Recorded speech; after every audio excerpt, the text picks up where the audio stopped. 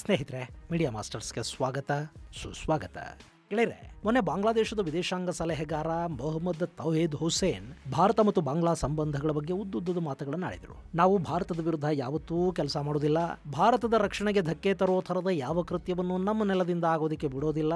ಬಾಂಗ್ಲಾದೇಶದಲ್ಲಿ ಸರ್ಕಾರ ಯಾವುದೇ ಇರಲಿ, ಭಾರತ ಎಲ್ಲ ಸರ್ಕಾರಗಳನ್ನು ಒಂದೇ ರೀತಿಯಲ್ಲಿ ನೋಡಬೇಕು, ಉತ್ತಮ ಬಾಂಧವ್ಯ ಇಟ್ಕೋಬೇಕು ಅಂತೆಲ್ಲ ಈ ತೌಹೀದ್ ಹೇಳಿದ್ದು. ಹಾಗಾತ ಹೇಳಿದ ಬೆನ್ನಲ್ಲೇ ಜಾರ್ಖಂಡಲ್ಲಿ ಭಯೋತ್ಪಾದನಾ ನಿಗ್ರಹ ಪಡೆ ಅಲ್ಲಿನ ಪೊಲೀಸರಿಗೆ ಆಡಳಿತಕ್ಕೆ ಒಂದು ಎಚ್ಚರಿಕೆಯನ್ನು ಕೊಟ್ಟಿದೆ. ಜಾರ್ಖಂಡ್ನ ಜಿಲ್ಲೆಯೊಂದಕ್ಕೆ ಬಾಂಗ್ಲಾ ಮೂಲದ ಭಯೋತ್ಪಾದಕರು ಬಂದು ಹೋಗಿದ್ದಾರೆ. ಅಲ್ಲವರು ಮೀಟಿಂಗ್ಗಳನ್ನು ಮಾಡಿದ್ದಾರೆ, ತರಬೇತಿ ಶಿಬಿರಗಳನ್ನು ಮಾಡಿಕೊಂಡಿದ್ದಾರೆ. ಇಡೀ ಜಾರ್ಖಂಡಲ್ಲಿ ಎಲ್ಲೆಲ್ಲಿ ಬಾಂಗ್ಲಾ ಅಕ್ರಮ ವಲಸಿಗರಿದ್ದಾರೆ ಅಲ್ಲೆಲ್ಲ ಸ್ಲೀಪರ್ ಸೆಲ್ಗಳು ಕೂಡ ತಲೆ ಎತ್ತಿರೋ ಸಾಧ್ಯತೆ ಇರುತ್ತೆ. ಈ ಬಗ್ಗೆ ಎಚ್ಚರ ವಹಿಸಿ ಅಂತ ಅಲ್ಲಿನ ATS ಜಾರ್ಖಂಡ್ ರಾಜ್ಯದ ಅಷ್ಟೂ ಜಿಲ್ಲೆಗಳ ಪೊಲೀಸ್ ವರಿಷ್ಠಾಧಿಕಾರಿಗಳಿಗೆ ಸಂದೇಶವನ್ನು ಕೊಟ್ಟಿದೆ. ಹಾಗಾದ್ರೆ ಜಾರ್ಖಂಡಲ್ಲಿ ಇದಂಥ ಅಲರ್ಟ್ ಘೋಷಣೆ ಆಗ್ತಾ ಇದೆ. ಬಾಂಗ್ಲಾದೇಶದ ಜೊತೆ ನೇರವಾಗಿ ಎಲ್ಲೂ ಗಡಿ ಹಂಚಿಕೊಳ್ಳದ ಜಾರ್ಖಂಡ್ಗೆ ಬಾಂಗ್ಲಾ ಉಗ್ರರು ಬಂದಿದ್ದು ಎಲ್ಲಿಂದ ಮತ್ತು ಹೇಗೆ? ಅಲ್ಲವರಿಗೆ ಆಶ್ರಯ ಕೊಟ್ಟವರು ಯಾರು? ATS ಏನು ಹೇಳ್ತಾ ಇದೆ? ಅಲ್ಲಿನ ಸರ್ಕಾರ ಹೇಳ್ತಾ ಇರೋದೇನು? ಬನ್ನಿ ನೋಡೋಣ.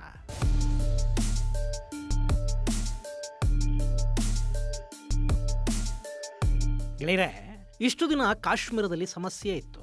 ಕಾಶ್ಮೀರದ ಕಣಿವೆಗಳ ಮೂಲಕ ಪಾಕಿಸ್ತಾನಿ ಭಯೋತ್ಪಾದಕರು ಭಾರತದ ಒಳಗೆ ನುಸುಳೋದು, ನಮ್ಮ ಭದ್ರತಾ ಪಡೆಗಳವರನ್ನ ಅಲ್ಲಿಂದ ಹಾಗೆ ಜನ್ನತ್ಗೆ ಕಳುಹಿಸಿಕೊಡೋದು, ಇದೆಲ್ಲ ನಡೀತಾ ಇತ್ತು. ಅಷ್ಟರ ನಡುವೇನೂ ಬದುಕುಳಿದವರು ಕಾಶ್ಮೀರಿ ಕಣಿವೆಯಲ್ಲಿ ದಾಳಿಗಳನ್ನು ಮಾಡ್ತಾ ಇದ್ರು. ಹೀಗಾಗಿ ಕಾಶ್ಮೀರ ತುಂಬಾನೇ ಅಶಾಂತಿಯನ್ನ ಕಾಣಬೇಕಾಗಿ ಬರ್ತಾ ಇತ್ತು. ಈಗಲೂ ಕೂಡ ಕಾಶ್ಮೀರ ಕಣಿವೆ ಸಂಪೂರ್ಣವಾಗಿ ಸರಿ ಹೋಗಿಲ್ಲ. ಅಲ್ಲಿ ಭದ್ರತಾ ಪಡೆಗಳು ಹಾಗೂ ಉಗ್ರರ ನಡುವಿನ ಚಕಮಕಿಯ ಸುದ್ದಿಗಳು ಕೇಳಿ ಬರ್ತಲೇ ಇರುತ್ತವೆ. ಈಗ ಅದರ ಜೊತೆ ಬಾಂಗ್ಲಾದ ಗಡಿ ಕೂಡ ಸಮಸ್ಯೆಗೆ ತುತ್ತಾಗ್ತಾ ಇದೆ.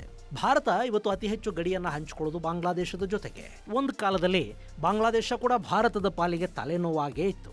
ಅಲ್ಲಿಂದಲೂ ಉಗ್ರರು ಭಾರತದ ಒಳಗೆ ನುಸುಳುವ ಪ್ರಯತ್ನವನ್ನು ಮಾಡ್ತಾ ಇದ್ರು. ಬಾಂಗ್ಲಾದೇಶದ ಇಸ್ಲಾಮಿಕ್ ಉಗ್ರ ಪಡೆಗಳು ಮಾತ್ರ ಅಲ್ಲ, ಉಲ್ಫಾದಂಥ ಈಶಾನ್ಯ ರಾಜ್ಯಗಳಲ್ಲಿನ ಪ್ರತ್ಯೇಕತಾವಾದಿಗಳು ಕೂಡ ಬಾಂಗ್ಲಾ ನೆಲದಿಂದ ಕಾರ್ಯಾಚರಣೆಗಳನ್ನು ಮಾಡ್ತಾ ಇದ್ವು. ಆದರೆ ಬಾಂಗ್ಲಾದೇಶದಲ್ಲಿ ಶೇಖ್ ಹಸೀನಾ ಸರ್ಕಾರ ಬಂದ ನಂತರ ಅಲ್ಲಿನ ಉಗ್ರರನ್ನ ಬಂಧಿಸಿ ಜೈಲಿಗಟ್ಟೋ ಕೆಲಸ ಶುರುವಾಯಿತು. ಭಾರತ ವಿರೋಧಿ ಕೃತ್ಯಗಳಲ್ಲಿ ಭಾಗಿಯಾಗಿದ್ದ ಸಾಕಷ್ಟು ಉಗ್ರರಲ್ಲಿ ಜೈಲು ಸೇರಿದ್ರು. ಬಾಂಗ್ಲಾ ಹಾಗೂ ಭಾರತದ ಗಡಿ ಒಂದು ಹಂತಕ್ಕೆ ಸಮಸ್ಯೆಯಿಂದ ಮುಕ್ತವಾಯಿತು. ಆದರೂ ಆ ಕಡೆಯಿಂದ ಆಗ್ತಾ ಇದ್ದ ಅಕ್ರಮ ವಲಸೆಗಳು ಮಾತ್ರ ನಿಂತಿರಲಿಲ್ಲ. ಆದ್ರೆ ಈಗ ಬಾಂಗ್ಲಾದಲ್ಲಿ ಹಸೀನಾ ಪದಚ್ಯುತಿಯಾಗಿ ಯೂನಸ್ ಬಂದ ನಂತರ ಭಾರತ ವಿರೋಧಿಗಳಿಗೆ ಅಧಿಕಾರ ಸಿಕ್ಕಂತಾಗಿದೆ. ಯೂನಸ್ನ ಕುರ್ಚಿ ಮೇಲೆ ಕೂಡಿಸಿ ಆಡಳಿತವನ್ನು ಅಲ್ಲಿನ ಜಮಾತೆ ಇಸ್ಲಾಮಿ ಬಾಂಗ್ಲಾ ತನ್ನ ಕೈಗೆ ತಗೊಂಡಿದೆ. ಈ ಸಂಘಟನೆ ಮೊದಲಿಂದಲೂ ಪಾಕಿಸ್ತಾನದ ಜೊತೆ ನಿಕಟ ಸಂಬಂಧವನ್ನು ಹೊಂದಿದ್ದ ಸಂಘಟನೆ. ಬಾಂಗ್ಲಾದೇಶದ ವಿಭಜನೆಯನ್ನ ವಿರೋಧಿಸ್ತಾ ಇದ್ದವರು ಇವರು. ಅವತ್ತೂ ಪಾಕಿಸ್ತಾನದ ಪರ ಕೆಲಸ ಮಾಡಿದ್ರು. ಹಾಗೆ ಬಾಂಗ್ಲಾದೇಶದ ಮೊದಲ ಅಧ್ಯಕ್ಷ ಶೇಖ್ ಮುಜಿಬುರ್ ರೆಹಮಾನ್ ಹತ್ಯೆಯ ಹಿಂದೆ ಕೂಡ ಈ ಸಂಘಟನೆಯ ಕೈವಾಡ ಇತ್ತು. ಇದರ ಸಾಕಷ್ಟು ನಾಯಕರನ್ನ ಈ ಹಿಂದಿನ ಸರ್ಕಾರ ನೇಣಿಗೂ ಹಾಕಿತ್ತು. ಆ ಸಂಘಟನೆಯ ಮೇಲೆ ಹಸೀನಾ ಸರ್ಕಾರ ನಿರ್ಬಂಧವನ್ನೂ ವಿಧಿಸಿತ್ತು. ಈಗ ಅದೇ ಜಮಾತ್ ಬಾಂಗ್ಲಾದ ಹಂಗಾಮಿ ಯೂನಸ್ ಪಕ್ಕದಲ್ಲಿ ಕೂತಿದೆ. ಹೀಗಾಗಿ ಬಾಂಗ್ಲಾ ಹಾಗೂ ಪಾಕಿಸ್ತಾನಗಳು ಹತ್ತಿರ ಆಗಿವೆ. ಅಲ್ಲಿ ಜೈಲುಗಳಲ್ಲಿದ್ದ ಭಾರತ ವಿರೋಧಿಗಳನ್ನ ಬಹುತೇಕ ಬಿಡುಗಡೆ ಮಾಡಲಾಗಿದೆ. ಅದರ ಪರಿಣಾಮ ಭಾರತ ವಿರೋಧಿ ಕೃತ್ಯಗಳು ಬಾಂಗ್ಲಾದ ನೆಲದಿಂದ ಮತ್ತೆ ಆರಂಭ ಆಗಿವೆ. ಅಲ್ಲಿನ ಉಗ್ರರು ಭಾರತದ ಒಳಕ್ಕೆ ನುಸುಳುವುದು ಹೆಚ್ಚಾಗ್ತಾ ಇದೆ. ಇತ್ತೀಚೆಗಷ್ಟೇ ಅಸ್ಸಾಂನಲ್ಲಿ ಒಂದಷ್ಟು ಜನ ಉಗ್ರರನ್ನ ಬಂಧಿಸಲಾಯಿತು. ಅವರ ನೆಟ್ವರ್ಕ್ ಅನ್ನ ಹುಡುಕಿ ಭಾರತದ ನಾನಾ ಕಡೆಗಳಲ್ಲಿ ಬಾಂಗ್ಲಾ ಮೂಲದ ಉಗ್ರರನ್ನ ವಶಕ್ಕೆ ಪಡೆಯಲಾಯಿತು. ಈಗ ಸಮಸ್ಯೆ ಜಾರ್ಖಂಡ್ ವರೆಗೆ ಬಂದಿದೆ.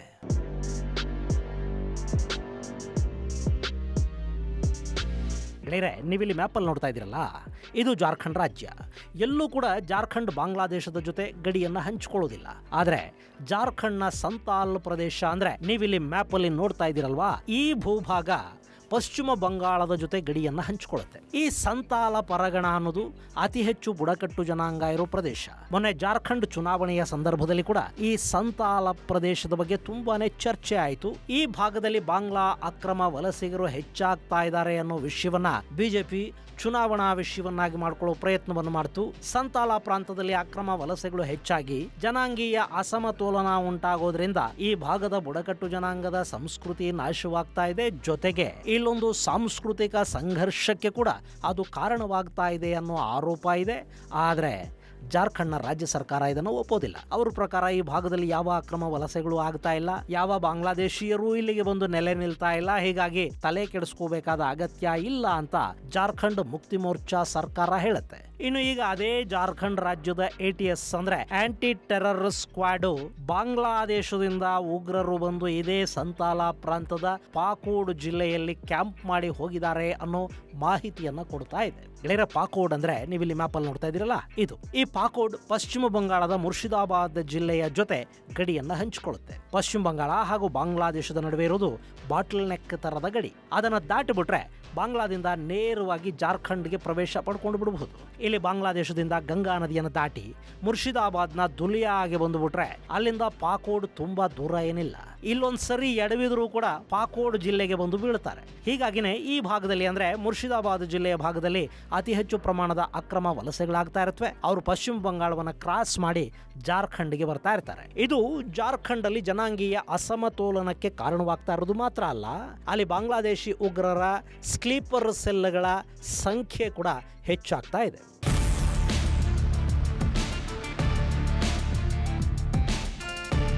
ಇನ್ನು ಮೊನ್ನೆ ಈ ಪಾಕೋಡ್ ಜಿಲ್ಲೆಯ ದುಬರಾಜಪುರ ಅನ್ನೋ ಕಡೆ ಬಾಂಗ್ಲಾದೇಶದ ಜಮಾತುಲ್ ಮುಜಾಹಿದೀನ್ ಅನ್ನೋ ಉಗ್ರ ಸಂಘಟನೆಯ ನಾಯಕ ಅಬ್ದುಲ್ ಮಾಮೂನ್ ತನ್ನ ಕೆಲ ಸಂಗಡಿಗರ ಜೊತೆ ಬಂದಿದ್ದಾನೆ ಅನ್ನೋ ಮಾಹಿತಿಯನ್ನ ATS ಹೊರಹಾಕಿದೆ. ಹಾಗೆ ಬಂದವರು ದುಬರಾಜಪುರದಲ್ಲಿನ ಇಸ್ಲಾಮಿ ದಾವತ್ ಸೆಂಟರ್ ಅಲ್ಲಿ ಆಶ್ರಯವನ್ನು ಪಡ್ಕೊಂಡಿದ್ದಾರೆ. ಅಲ್ಲಿ ಕೆಲ ಮೀಟಿಂಗ್ಗಳನ್ನು ಮಾಡಿದ್ದಾರೆ.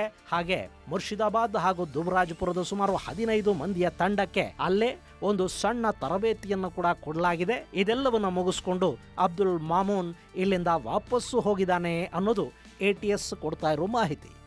ಇದೆಲ್ಲ ಆಗಿರೋದು ಜನವರಿ ತಿಂಗಳಲ್ಲಿ. ಈ ಬಗ್ಗೆ ಖಚಿತ ಮಾಹಿತಿ ಸಿಕ್ಕ ಕೂಡಲೇ ಭಯೋತ್ಪಾದನಾ ನಿಗ್ರಹ ದಳ ಕಾರ್ಯಪ್ರವೃತ್ತವಾಗಿದೆ. ಅವರು ಈ ತರಬೇತಿ ಹಾಗೂ ಮೀಟಿಂಗ್ ಅಲ್ಲಿ ಪಶ್ಚಿಮ ಬಂಗಾಳ ಮತ್ತು ಜಾರ್ಖಂಡ್ನ ಯಾರೆಲ್ಲ ಭಾಗವಹಿಸಿದ್ರು ಅನ್ನೋ ಬಗ್ಗೆ ಮಾಹಿತಿಯನ್ನು ಸಂಗ್ರಹಿಸಿದ್ದಾರೆ. ಅವತ್ತಲ್ಲಿದ್ದ 15 ಮಂದಿಯ ವಿವರಗಳು ಸಿಕ್ಕಿವೆ ಮತ್ತು ಅವರಿಗೆ ಜಮಾತ್ ಉಲ್ ಮುಜಾಹಿದೀನ್ ಜೊತೆಗಿನ ನಂಟಿನ ಬಗ್ಗೆ ಕೂಡ ಗೊತ್ತಾಗಿದೆ. ಈಗ ಇನ್ನೂ ಇದರಲ್ಲಿ ಯಾರೆಲ್ಲ ಆಕ್ಟಿವ್ ಆಗಿದ್ದಾರೆ ಅನ್ನೋ ಬಗ್ಗೆ ಕೂಡ ತನಿಖೆಗಳು ನಡೀತಾ ಇವೆ. ಇನ್ನು ATS ಈ ಸಂತಾಲ ಪರಗಣ ಸೇರಿದಂತೆ ಜಾರ್ಖಂಡ್ನ ಬೇರೆ ಬೇರೆ ಜಿಲ್ಲೆಗಳ SP-ಗಳಿಗೆ ಕೂಡ ಆಯಾ ಜಿಲ್ಲೆಗಳಲ್ಲಿನ ಸ್ಲೀಪರ್ ಸೆಲ್ಗಳು ಹಾಗೂ ಅಕ್ರಮ ವಲಸಿಗರ ವಿಷಯದಲ್ಲಿ ಎಚ್ಚರವಾಗಿರೋದಕ್ಕೆ ತಿಳಿಸಿದೆ. ಇಲ್ಲಿ ಜಾರ್ಖಂಡ್ನಲ್ಲಿ ಏನಾಗ್ತಾ ಇದೆ ಅಂದ್ರೆ, ಬಾಂಗ್ಲಾದೇಶದಿಂದ ಗಡಿ ದಾಟಿ ಬರುವ ಅಕ್ರಮ ವಲಸಿಗರಿಗೆ ಜಾರ್ಖಂಡ್ನ ಗಣಿಗಳಲ್ಲಿ ಕೆಲಸಗಳು ಸಿಗ್ತಾ ಇವೆ. ಅಲ್ಲಿ ಕಬ್ಬಿಣದ ಅದಿರು, ಕಲ್ಲಿದ್ದಲು, ಮೈಕಾ, ಕಾಪರ್ ಹೀಗೆ ನಾನಾ ರೀತಿಯ ಗಣಿಗಾರಿಕೆಗಳಲ್ಲಿ ಕೆಲಸ ನಡೀತಾ ಇದೆ. ಅಲ್ಲಿಗೆ ಕಾರ್ಮಿಕರು ಬೇಕು, ಅದರಲ್ಲೂ ಕಡಿಮೆ ಕೂಲಿಗೆ ಕೆಲಸಗಾರರು ಸಿಗಬೇಕು ಅಂತ ಅವರು ಬಯಸ್ತಾರೆ. ಗಡಿ ದಾಟಿ ಒಮ್ಮೆ ಒಳಗೆ ಬಂದು ಈ ಲೇಬರ್ ಕಾಂಟ್ರಾಕ್ಟರ್ಗಳ ಕೈಗೆ ಸಿಕ್ಕಿಬಿಟ್ರೆ ಸಾಕು, ಅಲ್ಲಿ ಸೆಟ್ಲ್ ಆಗಿ ಹೋಗೋದಕ್ಕೆ ಸಾಧ್ಯ ಆಗುತ್ತೆ. ನಮ್ಮಲ್ಲೇನಿದೆ, ಒಂದ್ ಸ್ವಲ್ಪ ದಿನ ಇದ್ದು ಬಿಟ್ರೆ Aadhaar card, driving licence, ration card ಏನು ಬೇಕಾದರೂ ಸಿಕ್ಕಿಬಿಡುತ್ತವೆ. ಹಣ ಕೊಡೋದಕ್ಕೆ ಸಾಧ್ಯ ಆಗಬೇಕು ಅಷ್ಟೇ. ಅದಿಷ್ಟನ್ನು ಮಾಡ್ಕೊಂಡು ಬಿಟ್ರೆ ಅವರು ಭಾರತೀಯರೇ ಆಗಿ ಹೋಗ್ತಾರೆ. ನಾಳೆ ಬಾಂಗ್ಲಾದೇಶಕ್ಕೆ ಪದೇ ಪದೇ ಹೋಗಿ ಬರೋದಕ್ಕೆ ಶುರು ಮಾಡಲಿಲ್ಲ ಅಂದ್ರೆ ಅವ್ರ ಬಗ್ಗೆ ಯಾರಿಗೂ ಅನುಮಾನ ಕೂಡ ಬರೋದಿಲ್ಲ. ಇನ್ನು ದಾಖಲೆ ಕೇಳಿದ್ರೆ ಅವ್ರ ಪರ ಮಾತಾಡೋದಕ್ಕೆ ಅಂತಲೇ ಒಂದಷ್ಟು ಜನ ನಾಯಕರುಗಳು ಕೂಡ ನಮ್ಮಲ್ಲಿವೆ. ಹೀಗಾಗಿ ಅಕ್ರಮ ವಲಸಿಗರು ನಮ್ಮಲ್ಲಿ ಹೆಚ್ಚಾಗ್ತಾ ಹೋಗ್ತಾ ಇದ್ದಾರೆ. ಇನ್ನು ಕೆಲ ರಾಜಕೀಯ ಪಕ್ಷಗಳಿಗೆ ವೋಟ್ ಬ್ಯಾಂಕ್ ಅನ್ನೋದೇ ಮುಖ್ಯ ಆಗುತ್ತೆ. ಸೊ ಅಕ್ರಮ ವಲಸಿಗರನ್ನ ಇಲ್ಲಿ ಸುಖವಾಗಿಡೋರು ಇದ್ದಾರೆ. ಎಷ್ಟೇ ಆದ್ರೂ ಮೇರಾ ಭಾರತ್ ಮಹಾನ್ ನೋಡಿ.